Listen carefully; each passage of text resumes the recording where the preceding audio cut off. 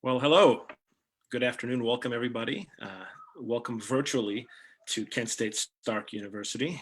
And we are doing our virtual music tech day. Every semester, we bring students, prospective students and their family members onto our campus to give them a taste of our program, our facilities, to meet faculty members, to talk about our programs and to see if our program might be a good fit for them. Obviously, we all find ourselves in less than ideal circumstances at the moment, but here we're forging ahead, and we thought it'd be a good idea to do at least a virtual miniature version of this Music Tech Day. So what I'm going to do, I'm going to talk very briefly about our certain aspects of our program, and then I will introduce you, or we will introduce each other one by one in terms of the faculty and their various roles in the program. So I'm going to screen share something with you. Very quickly.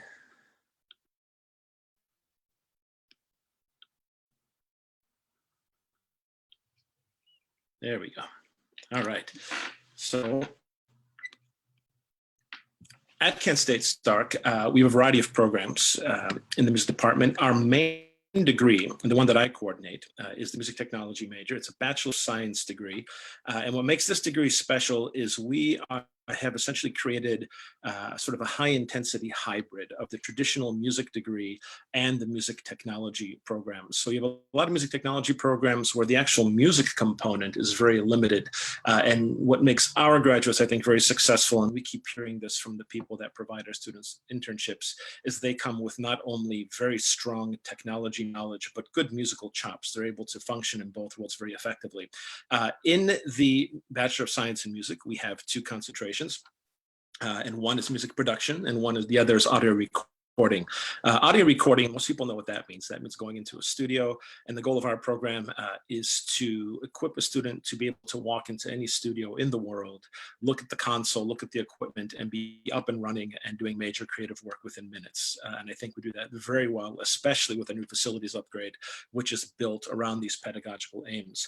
The music production degree is in many ways a type of music composition degree which centers around the use of technologies. So I want a student, since that's the portion I teach, I want the student to be able to pack up a laptop and a set of headphones and a very minor set of equipment and fly anywhere in the world, unpack, and do the score to a video game or film, or do sound effects for a commercial, whatever the particular job may entail. We have students coming from a variety of backgrounds, variety of genres and goals. We have a engaged, I would say, relatively young faculty. We have a facility that's less than 2 years old right now that's built around our pedagogical vision. And we have a large and growing department, which I think is a very exciting place to be. And so what I'm going to do now, I'm going to stop this share very quickly, and I'm going to kick it over to our main program coordinator, next down the line, Dr. Sebastian Birch. Good afternoon, and now I'm going to share my screen as well. Again, my name is Sebastian Birch, and I'm the coordinator of the music department, and I'm going to tell you about the other degrees we offer at Kent State Stark. We offer a Bachelor of Arts in Music, and a Bachelor of Arts in Music combines music studies in several disciplines that we'll look at in a second, along with any of the 40 minors that we also offer at Kent State at Stark. So you would study music and minor in something like biology. These are just examples. Business, computer science, insurance studies, marketing, psychology. There are 3 concentrations in the BA. The first concentration is in contemporary popular music. And that means that you would come in and you would learn, practice, and show off your abilities on contemporary popular instruments and voice, such as electric bass, electric guitar, drum set, piano, and voice.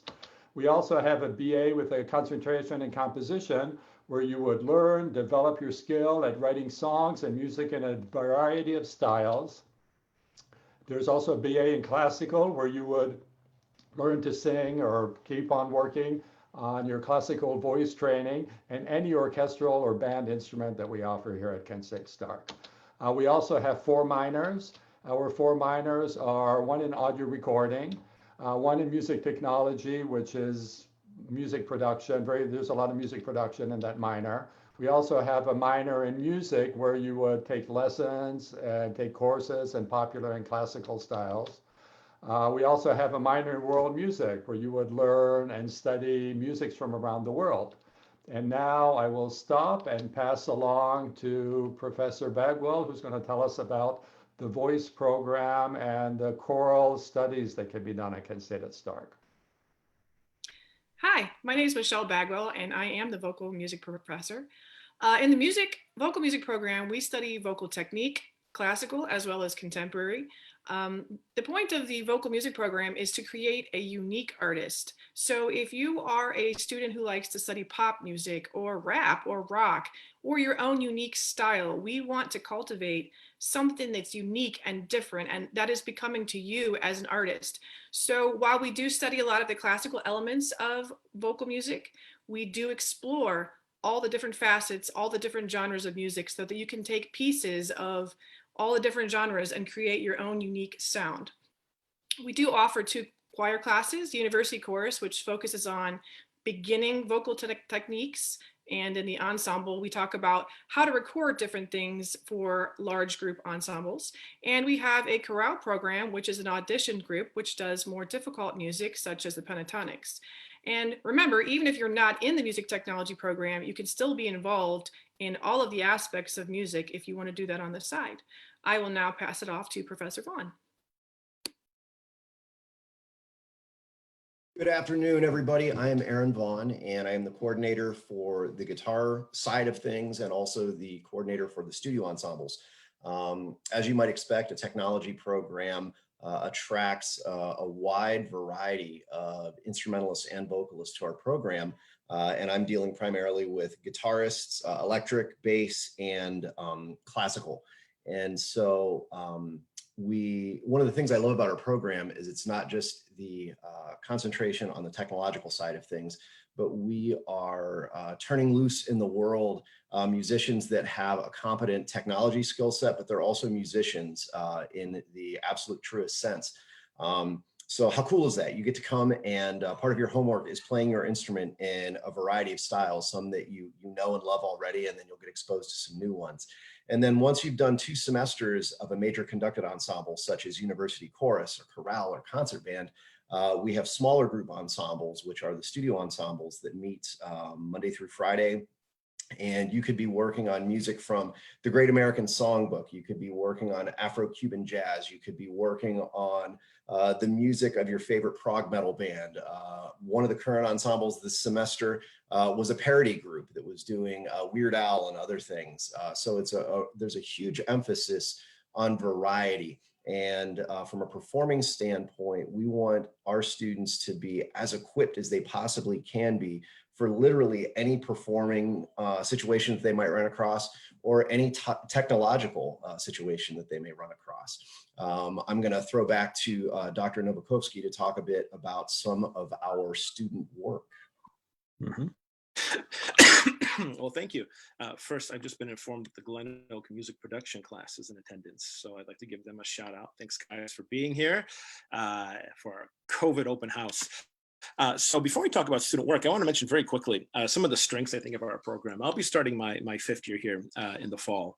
And when I came because it looked like a neat job. And there's a difference between coming to a program and staying for a reason. What I tell people, what makes this program compelling to me and what might make it compelling to you is what we do well and what we do differently. We've spoken a lot about how important musicianship is to our program as an equal component to technological knowledge, right? There's a lot of places that are going to teach you which button to press and how to apply a compressor, you know, and you know, how to EQ a particular vocal, and all of that's very important, but it doesn't go as far if you don't understand music. So I think we're very good at that in this program. And we take a variety of students. We take students who are musically so well prepared that they could audition at the average conservatory. And we take people who have a much less formal background, right? Or have maybe a spotty or mixed preparation. We have a program that will provide those students a way to get on the industry level if they buy in.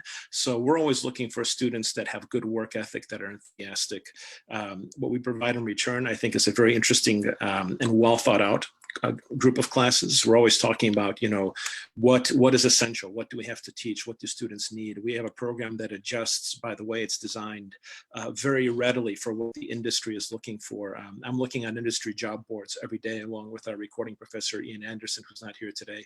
And we're discussing what the trends are and what sort of skill sets we need to build into our courses so that students have an opportunity to succeed. We have a good internship program.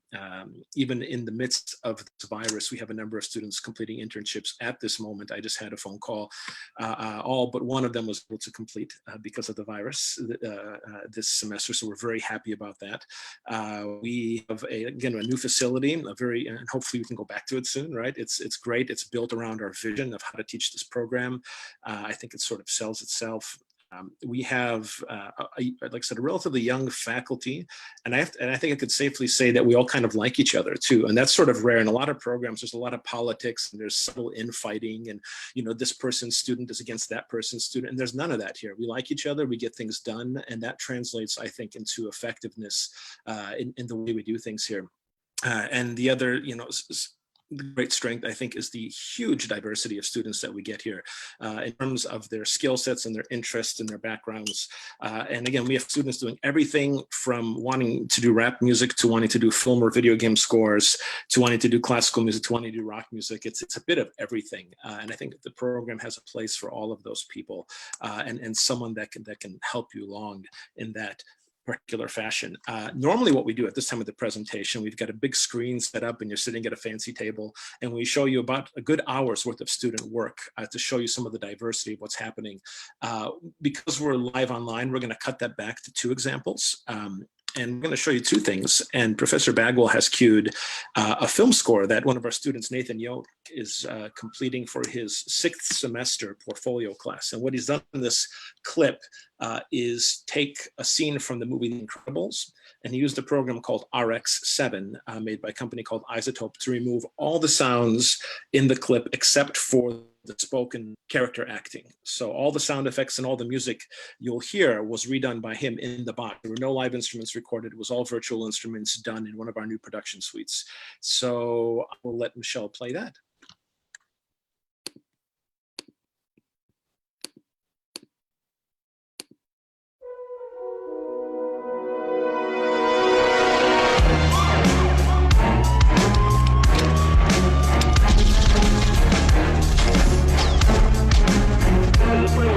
For an important bulletin. A deadly high-speed pursuit between police and armed gunmen is underway traveling northbound on San Pablo Avenue.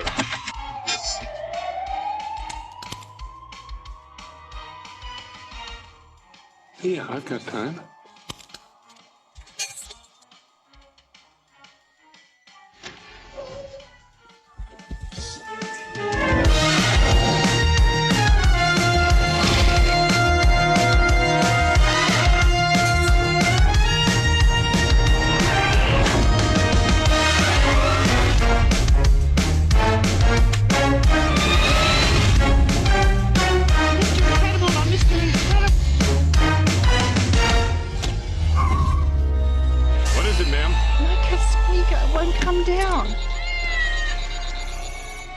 Certainly, ma'am, but I suggest you stand clear.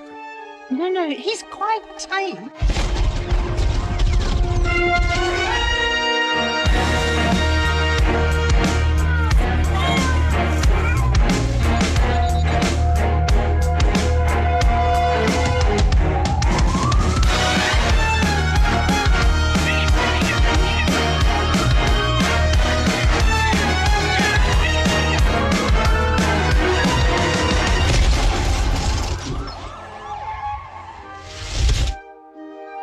Thank you, Mr. Incredible. You've done it again. Yeah, you're the best. No, I'm just here to help. Attention all units. We have a tour bus robbery.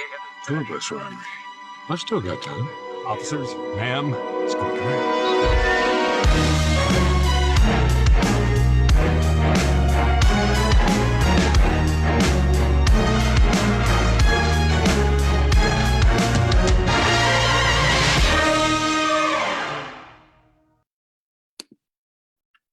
Yeah, and that clip makes me smile. That's sort of the level I've gotten from all of my production students in their final semester this year. it's been great. And we've got more students coming up, and the Go Throne, they see what's possible now. And so what I'd like to do now, you'll hear all sorts of styles being done here. And next to my office is the piano studio. And every other day when I walk past, somebody is playing the Chopin preludes just beautifully. I don't know who it is, but it makes me happy to hear every day. And so you have that, but then you also have the sort of thing that Professor Aaron Vaughn's going to show you, a very high level of studio ensembles dedicated to various types of pop music. So I'll throw it over.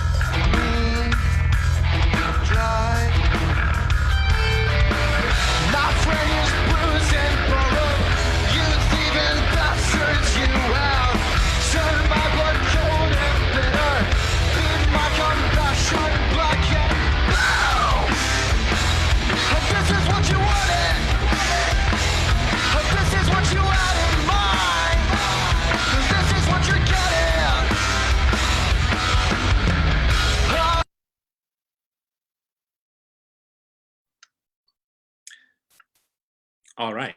So there's two small examples of the sort of work we do. And again, both those groups, both those examples come from upperclassmen, so then they've worked their way up towards. And what's interesting is the student playing guitar on the left, Augustus Lancaster, he is doing, classical film scores in my musical production class right now. So he can do the Tool on the one hand, and he can do the other sort of commercial music on the other. So we're actually going to jump into some questions here. I've got a couple sitting on the screen already, and I'll invite any faculty member to jump in. I think I'll do the first question, and the question is, what software will students learn to use?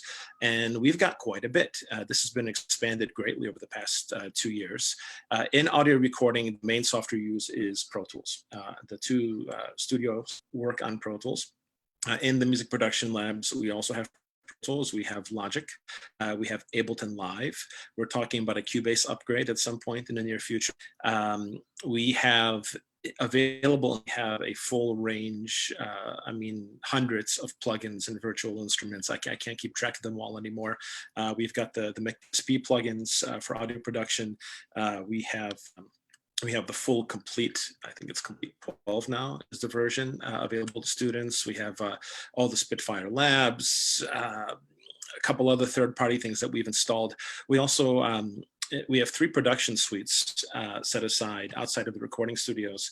And what we do in those is we put a carbon copy of what's on all the student computers, but then we also add suites of software that are perhaps too cost prohibitive to have 25 copies of. So things like, the full Isotope suite, the production suite, subscriptions to the East-West Composer Cloud. And there's probably more that I'm just not thinking of right now, but we're always getting new stuff and adjusting. So there's a ton of software. And in fact, at this point, at least on my side of things, I have too much software to teach and not enough time to do it. We have so many great toys. So sometimes I'll just point at something and go, we're not getting to that, but you should go check it out while you have access to it. So there's quite a bit. The next question, and I think I'm going to flip these around, is where do students intern? And I'll take that one as well. And I'll invite anyone to jump in if they have anything to add. We have a really robust internship program. Internships are required for music technology majors. I'm coordinating on the music tech side at this point. And we also have a main internship office in Main Hall where Shawnette Fowler does the internships for the whole campus. And the goal of the program, of the internship, is for students to actually have an internship that they gain something from. So you're not just sweeping floors and fetching donuts for somebody, though, that might happen. But we have students have to keep logs, they have to keep journals, we check in on them, we make sure that the internship experience is something that they have hands-on learning experience in. And if it's not, we pull it from our available list. So we literally have binders full of internships, things in Akron, things in Cleveland. So for instance, you saw Nate Yoke, the student with The Incredibles. He's finishing an internship right now at Twin Sisters. They take one of our people almost every semester, and they do over there right now, he's doing sound effects and music for children's audiobooks. That's just one example. We've had people go to Nashville. We have really contacts all over the country, and it's really up to the student. The quality of the internship depends on whether the student has planned ahead and saved ahead to be able to do it. So we have lots of opportunities, and we have a whole structure in place to make sure that they work. And we also, if you have an idea like, hey, I'd love to, and you get to Kent State Stark and you say, when I'm a senior, I want an internship here. Well, we'll actually make that connection for you, right? We'll approach them officially as a university. So you're not just, a college freshman trying to get some studio in LA to notice you, right? So that is in place. I think it's very effective. And the next question, and anyone who wants to jump in on this, again, I welcome you, is where do graduates land jobs after graduation? And I'll appreciate if other faculty members jump in on this too, because we all tend to keep track of certain students. On my end, I've seen people go to LA, I've seen people go to Nashville recently. Music is the sort of thing where you have to be very entrepreneurial. And so there's a lot of students where after graduation, they're doing 3 or 4 things at once, right? They might be working or taking a second internship at a studio. They're teaching private lessons. They're putting out music for stock. Or they're moving to an area to try to get established, right? And so really things are happening all over the place at this moment. And we're actually trying to update our alumni database to see what has happened in these past couple of years. Anyone else have anything to add to that? And just to add on to that, I mean, we have quite a few students who have gotten jobs like, for example, running sound for major organizations, such as, some people are running sound at churches, some people are running sounds for conference centers. We also have some students who've gotten jobs working at Sweetwater, because at Sweetwater, all the reps have some very highly technically prepared, and our students are highly technically prepared, and they're very well suited at doing that type of work. And a lot of our the students of ours who have gone there are very happy, because on one hand, they have a 9-to-5 job, and on the other, they have plenty of free time to work on their own projects and have their own studio, and they have access to a lot of gear. And I'll pass it along to anybody else who has more people for this list. Yeah, I'd like to jump in on that and say that some of our recent graduates that did make it to Nashville, we have 2 I know that are working at Gibson. There are 2 others that are touring, well, before touring was shut down, with Nashville-based artist Anastasia Elliott, Sam Ventura and Brandon Saluski, guitar and drums, respectively. They were featured in a session at NAMM. So they've been, playing all over the place, putting out all kinds of content on her YouTube channel. They were going to do a concert for us in March before, things happened. But yeah, I mean, we have students that are out in the industry doing performance things, as Dr. Birch said, doing live sound, doing production work. So that's part of that really diverse skill set that we're really trying to equip students with when we send them out into the world. That's all I got. All right. We have another question that goes out to everybody. They want our COVID playlist. So what has everybody been listening to lately? Who'd like to start this one?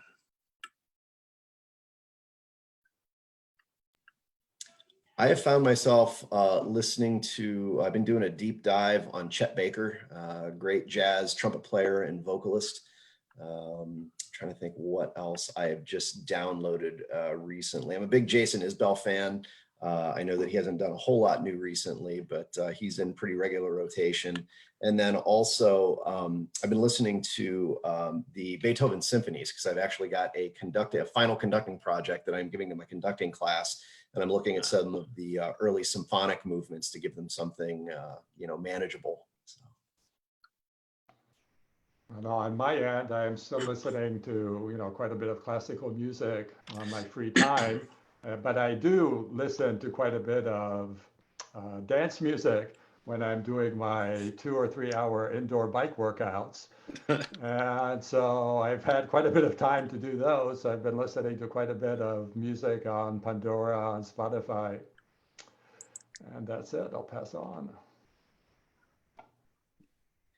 I have really been listening to a lot of Lady Gaga and Hayley Williams because we're doing a whole lesson on unique vocal sounds and being able to, like, Hayley Williams has this amazing way of just making her voice do things that the normal voice doesn't do. So it's really interesting to listen to all the different aspects of all the different vocalists and figure out what makes them work and what doesn't make them work. So, and Adele's got a very unique voice as well. Cool. I've kind of been all over the place lately. I've been listening to a lot of medieval vocal music as well, just because that's sort of the stuff I'm writing. Stuff not only Western European, but Far Eastern European, Byzantine sort of stuff.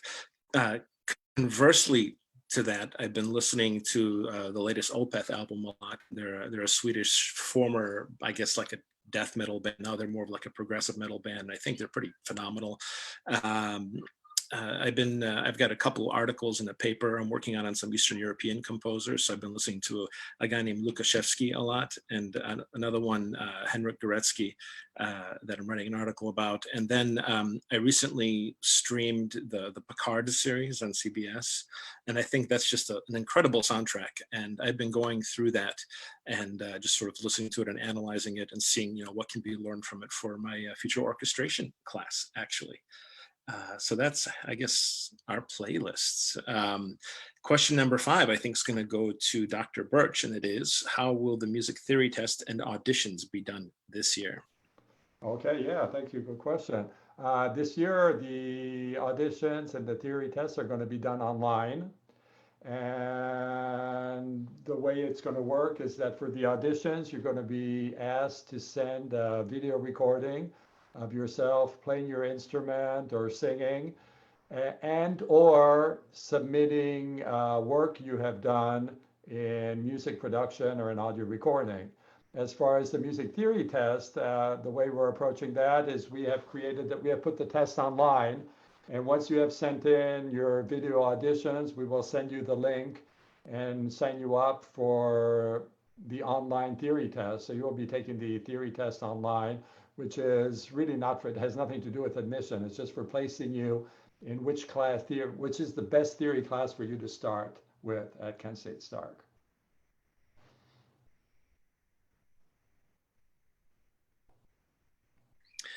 Okay, well, so I think one of the things people are thinking of right now is how do we continue in uncertain times? And we were not alone. Teachers all over the country basically had 48 to 72 hours to go fully online.